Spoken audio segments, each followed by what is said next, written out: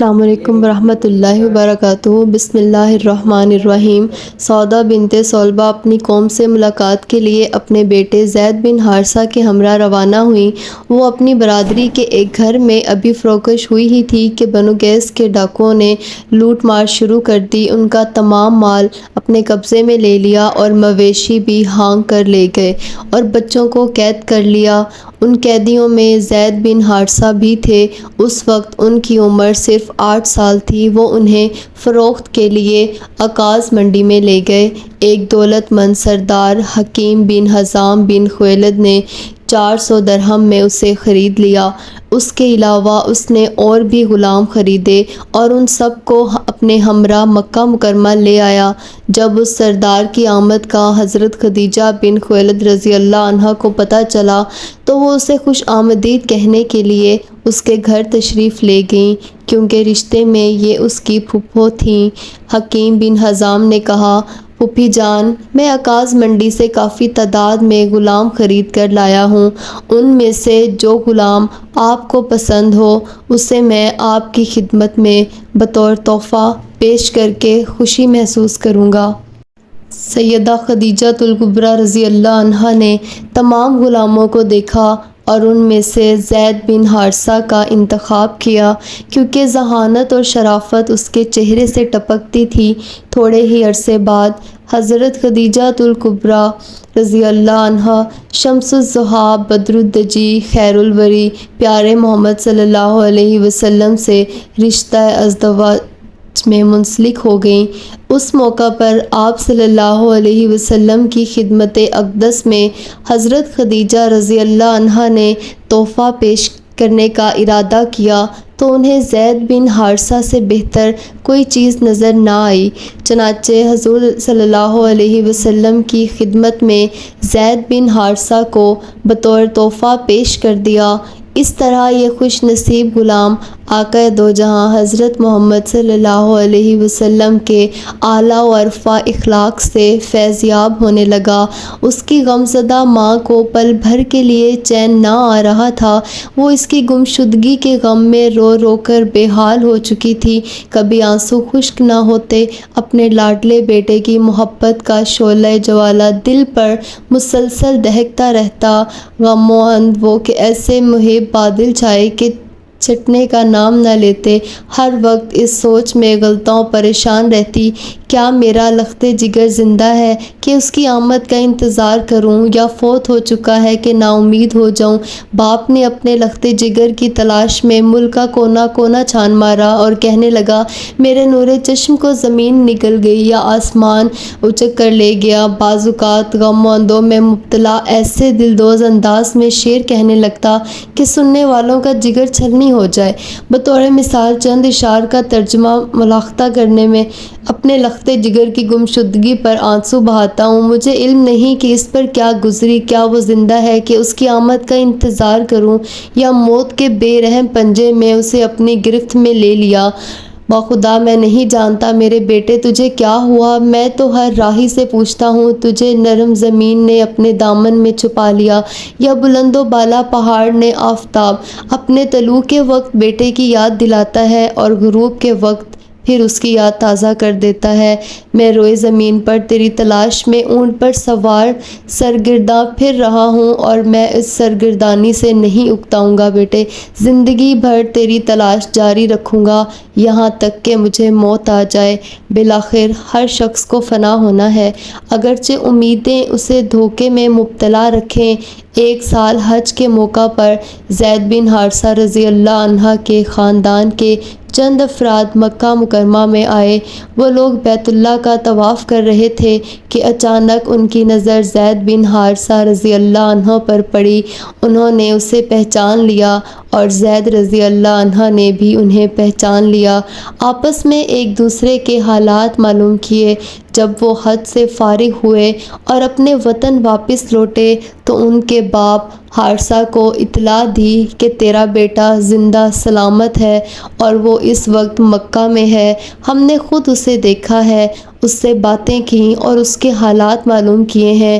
خوشی کی خبر سن کر حارثہ نے فوراً اپنی سواری تیار کی، کچھ نقدی بھی اپنے ساتھ لے لی تاکہ بطور فدیہ ادا کر سکے، اور اپنے بھائی کعب کو ہم سفر بنایا۔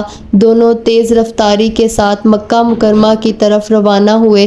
وہاں پہنچتے ہی رسول اکرم صلی اللہ علیہ وسلم کی خدمت اقدس میں حاضر ہو کر عرض کی، آپ بیت اللہ کے ہمسائے ہیں، مانگنے والوں کی جھولیاں بھر دیتے ہیں، بھوکوں کو کھانا کھلاتے ہیں، بے کسوں کی فریاد سنتے ہیں۔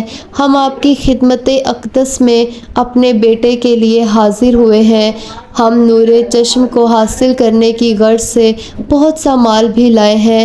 اللہ ہم پر کرم کیجیے، آپ اس کی جو قیمت لینا چاہیں ہم بخوشی دینے کو تیار ہیں۔ رسول اکرم صلی اللہ علیہ وسلم نے ان کی باتیں سن کر ارشاد فرمایا، کون ہے تمہارا بیٹا جس کا تم مطالبہ کر رہے ہو؟ عرض کی، آپ کا غلام زید بن حارثہ۔ آپ صلی اللہ علیہ وسلم نے فرمایا، کیا میں تمہیں ایک ایسی تجویز دوں جو فدیہ سے کہیں بہتر ہو؟ دونوں نے تعجب سے پوچھا، وہ کیا؟ آپ صلی اللہ علیہ وسلم نے فرمایا، میں اسے تمہارے سامنے لاتا ہوں، اگر وہ تمہارے ساتھ جانا پسند کرے تو اسے اختیار ہے، بڑی خوشی سے لے جائیں، میں اس کے بدلے کچھ بھی نہیں لوں گا، لیکن اگر اس نے میرے پاس رہنے کو ترجیح دی تو پھر میں اسے تمہارے ساتھ جانے پر مجبور نہیں کروں گا۔ یہ تجویز سن کر دونوں خوشی سے بولے، آپ نے خدا لگتی کہی ہے، آپ نے عدل و انصاف کا حق ادا کر دیا ہے، ہمیں آپ کی تجویز منظور ہے۔ رسول اللہ صلی اللہ علیہ وسلم نے حضرت زید بن رضی اللہ عنہ کو بلایا اور دریافت کیا، یہ دونوں کون ہیں؟ عرض کی، یہ میرا باپ حارث بن شرجیل ہے اور یہ میرا چچا کعب ہے۔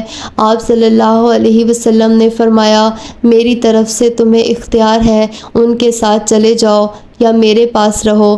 حضرت زید بن حارثہ رضی اللہ عنہ نے یہ فرمان سنتے ہی بغیر کسی تردد کے عرض کی، حضور میں تو آپ کے ساتھ ہی رہوں گا۔ باپ نے بیٹے کے منہ سے یہ کلمات سنے تو کہا، زید بڑے افسوس کی بات ہے، کیا تو اپنے ماں باپ پر غلامی کو ترجیح دیتا ہے؟ زید نے کہا، ابا جان، میں نے یہاں حضور صلی اللہ علیہ وسلم کے جن اوصاف حمیدہ کا مشاہدہ کیا ہے اور جس طرح آپ مشفقانہ انداز میں میرے ساتھ پیش آتے ہیں، میں ان سے بہت زیادہ متاثر ہوا ہوں، لہٰذا میں انہیں چھوڑ کر کہیں نہیں جا سکتا۔ جب رسول اکرم صلی اللہ علیہ وسلم نے زید بن حارثہ رضی اللہ عنہ کا یہ انداز دیکھا اور اس کی طرف سے الہانہ محبت کے مظاہرے کا مشاہدہ کیا تو آپ صلی اللہ علیہ وسلم بہت خوش ہوئے، جلدی سے اٹھے، اس کا ہاتھ پکڑا اور سیدھے بیت اللہ تشریف لے گئے۔ سرداران قریش کے سامنے بآواز بلند ارشاد فرمایا، اے خاندان قریش، گواہ رہنا، یہ میرا بیٹا ہے، یہ میرا وارث ہے اور میں اس کا وارث ہوں۔ یہ اعلان سن کر حضرت زید کے چچا اور باپ حیران ہوئے اور خوش بھی۔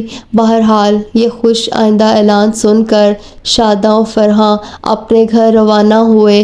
اس دن سے زید بن حارثہ زید بن محمد کے نام سے پکارے جانے لگے۔ آن حضرت صلی اللہ علیہ وسلم کے اعلان نبوت کے بعد حضرت زید کو زید بن محمد کے نام سے پکارا جاتا رہا، یہاں تک کہ قرآن مجید میں اللہ تعالیٰ کا یہ حکم نازل ہوا۔ اس حکم خداوندی کے نزول کے بعد آپ کو زید بن حارثہ کے نام سے پکارا جانے لگا۔ حضرت زید بن حارثہ رضی اللہ عنہ نے جس وقت رسول اکرم صلی اللہ علیہ وسلم کو اپنے ماں باپ پر ترجیح دی، اس وقت انہیں یہ علم نہ تھا کہ انہوں نے کون سی غنیمت حاصل کی ہے۔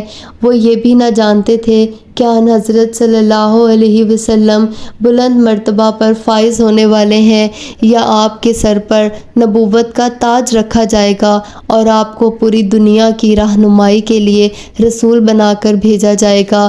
انہیں یہ کبھی خیال تک نہ تھا کہ ایک دن ایسا آنے والا ہے جس میں آسمانی حکومت روئے زمین پر قائم ہوگی اور خطۂ ارض کو عدل و انصاف اور امن و سکون کا گہوارہ بنا دے گی اور انہیں اس عظیم سلطنت کے عالیشان محل کی پہلی اینٹ بننے کا شرف حاصل ہوگا۔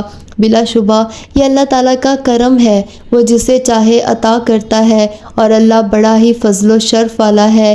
حبیب کبریا حضرت محمد صلی اللہ علیہ وسلم کو اپنے ماں باپ پر ترجیح دینے کے واقعے کو ابھی چند ہی سال گزرے تھے کہ اللہ تعالیٰ نے اپنے پیارے نبی کو توحید خالص اور دین حق کا پیغام دینے کے لیے رسالت کے عظیم منصب پر فائز کر دیا۔ زید بن حارثہ رضی اللہ عنہ وہ خوش نصیب انسان ہیں جو سب سے پہلے آپ پر ایمان لائے۔ بھلا اس سے بڑھ کر کوئی شرف انسانی ہو سکتا ہے جس کے حصول کے لیے بڑھ چڑھ کر کوشش کی جائے۔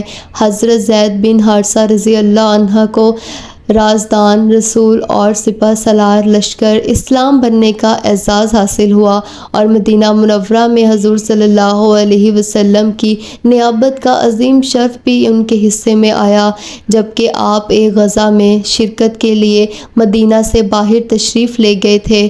جس طرح حضرت زید بن حارثہ رضی اللہ عنہ نے نبی اکرم صلی اللہ علیہ وسلم کے ساتھ والہانہ محبت کا مظاہرہ کیا، اسی طرح آپ صلی اللہ علیہ وسلم بھی ان سے شفقت بھرے انداز سے پیش آئے اور انہیں اپنے خاندان کا ایک فرد بنا لیا۔ جب کسی مشن کے لیے حضرت زید رضی اللہ عنہ روانہ ہوتے تو آپ صلی اللہ علیہ وسلم ان کے لیے دعا کرتے، جب اس مشن سے واپس لوٹتے تو آپ دلی مسرت کا اظہار کرتے۔ ام المومنین حضرت عائشہ صدیقہ رضی اللہ تعالی عنہ حضرت زید رضی اللہ عنہ کا رسول اکرم صلی اللہ علیہ وسلم کے ساتھ ایک ملاقات کا منظر بیان کرتے ہوئے فرماتی ہیں، ایک دفعہ کا ذکر ہے، زید بن حارثہ ایک سفر سے واپس مدینہ منورہ آئے۔ رسول اکرم صلی اللہ علیہ وسلم میرے گھر تشریف فرما تھے۔ انہوں نے دروازے پر دستک دی، آپ جلدی سے دروازہ کھولنے کے لیے اٹھے۔ دروازہ کھولا تو سامنے زید بن حارثہ کو کھڑے پایا۔ آپ کی خوشی کی کوئی انتہا نہ رہی، انہیں گلے لگایا، ماتھا چوما۔ باخدا میں نے پوری زندگی اس طرح کسی صحابی کو خوش آمدید کہتے ہوئے نہیں دیکھا۔ اسی لیے حضرت زید بن حارثہ رضی اللہ عنہ مسلمانوں میں حبیب رسول صلی اللہ علیہ وسلم کے نام سے معروف تھے۔ 8 ہجری میں اللہ تعالیٰ نے اپنی حکمت بالغہ سے چاہا کہ رسول صلی اللہ علیہ وسلم کو اپنے ایک جانثار اور اولاد کی طرح پیارے صحابی کی جدائی میں مبتلا کر دے۔ ہوا یہ کہ آن حضرت صلی اللہ علیہ وسلم نے حارث بن عمیر رضی اللہ عنہ کو ایک خط دے کر شاہ بصری کی طرف روانہ کیا تاکہ اسے اسلام کی طرف دعوت دی جائے۔ جب حضرت حارثہ رضی اللہ عنہ یہ خط لے کر اردن کی مشرقی جانب مقام موتا پہنچے تو وہاں امیر غسانہ شرحبیل بن عمرو آپ کے سامنے آیا اور انہیں گرفتار کر کے قتل کر دیا۔ یہ اندوہناک خبر سن کر حضور صلی اللہ علیہ وسلم کو بہت زیادہ صدمہ ہوا۔ 3000 مجاہدین پر مشتمل لشکر جنگ موتا کے لیے روانہ کیا اور اس لشکر کا سپہ سالار حضرت زید بن حارثہ رضی اللہ عنہ کو مقرر کیا۔ ارشاد فرمایا کہ اگر زید شہید ہو جائے تو جعفر بن ابی طالب رضی اللہ تعالیٰ عنہ کو لشکر کی قیادت سونپ دی جائے، اور اگر جعفر شہید ہو جائے تو عبداللہ بن رواحہ رضی اللہ عنہ کو قائد لشکر بنا دیا جائے، اور اگر اسے بھی شہید کر دیا جائے تو پھر مجاہدین اسلام اپنے میں سے جسے بہتر سمجھیں اپنا قائد بنا لیں۔ لشکر اسلام اللہ کا نام لے کر روانہ ہوا، اردن کی مشرقی جانب معاون کے مقام پر پہنچا تو شاہ روم 1,00,000 فوج لے کر مقابلے میں اترا اور اس کے ساتھ مشرکین عرب میں سے 1,00,000 افراد شامل ہو گئے، اور یہ لشکر خم ٹھونک کر مسلمانوں کے مقابل آ کھڑا ہوا۔ مسلمان معاون کے مقام پر 2 راتیں آپس میں مسلسل مشورے اور جنگی نقطہ نظر سے منصوبہ بندی کرتے رہے۔ ایک مجاہد نے رائے دی کہ ہمیں دشمن کی تعداد کے متعلق رسول اکرم صلی اللہ علیہ وسلم کو بذریعہ خط اطلاع دینی چاہیے اور آپ کے حکم کا انتظار کرنا چاہیے۔ دوسرے نے کہا خدا کی قسم نہ تو ہم تعداد کے بل بوتے پر لڑتے ہیں اور نہ ہی قوت کی بنیاد پر، ہم تو صرف دین متین کی حفاظت کے لیے برسر پیکار ہیں۔ میرے ساتھیوں، جو مقصد لے کر میدان جہاد کی طرف روانہ ہوئے ہو ہمیشہ اسے پیش نظر رکھو۔ اللہ تعالیٰ نے 2 انعامات میں سے ایک کی تمہیں ضمانت دی ہے، یا فتح نصیب ہوگی یا پھر جام شہادت نوش کرو گے۔ مقام موتا پر دونوں فوجیں بالمقابل آئیں۔ لشکر اسلام صرف 3000 افراد پر مشتمل تھا، لیکن دشمن کی فوج 2 لاکھ افراد پر مشتمل تھی۔ اس جنگ میں مسلمان ایسی بے جگری سے لڑے کہ رومی فوج کے چھکے چھڑا دیے۔ دشمنوں کے دلوں پر لشکر اسلام کی دھاک بیٹھ گئی۔